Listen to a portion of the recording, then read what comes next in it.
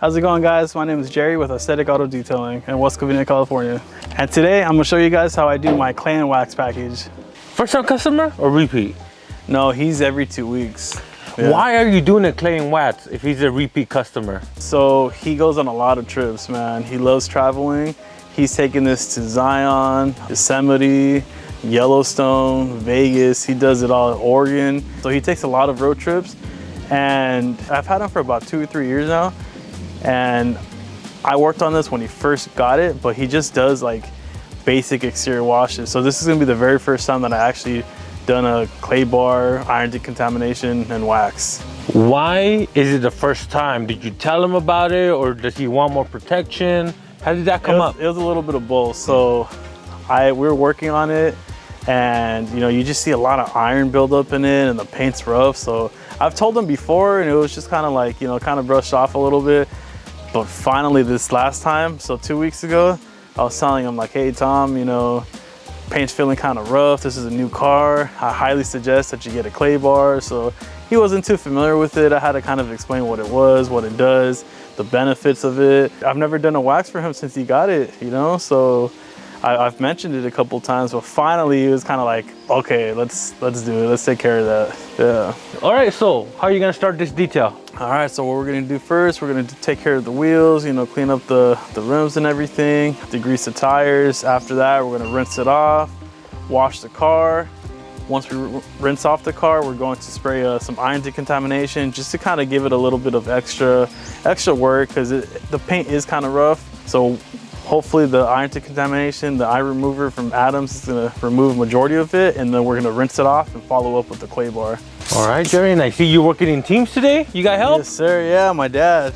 You got Pops over here detailing with you? Yeah, he's got some extra time today, so he's helping me out so I could, try to finish a little earlier.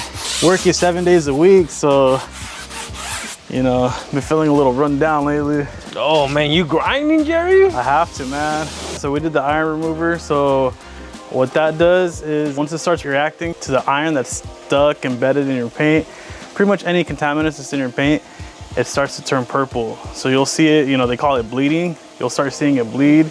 After that, what you want to do, once it's on there for about 1 to 2 minutes, I feel like all chemicals are kind of different, but this one specifically says about 1 to 2 minutes. You want to rinse it off, because if it's kind of like, if the sun's beating on it, or if you leave it on too long, it'll stain your car. So obviously we don't want that.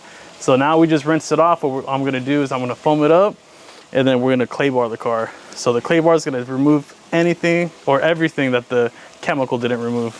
All right, Jerry, what's your process for claying? All right, so I did want to ask you guys, I know everybody has their different way of claying. I had an old school detailer show me what you can do is you could just carry a mitt with you and use that, the soapy water as lubrication. So I know everybody does everything differently. This right now, that's what's been working for me. Ever since he taught me that way, I've been doing it. Before, what I would do, this was like the very first year I started detailing, I would dry the whole car, and then I would spray clay lube and then clay like that. That took so long. When he saw me doing that, that's when he showed me this method. So I want to know, what do you guys do? Do you guys rinse off the vehicle and then spray some clay lube? Because I'm also, I'm open to, suggestions. I don't claim to know everything. I don't claim to be doing everything correct. So let me know down in the comments. All right, Jerry, what's next?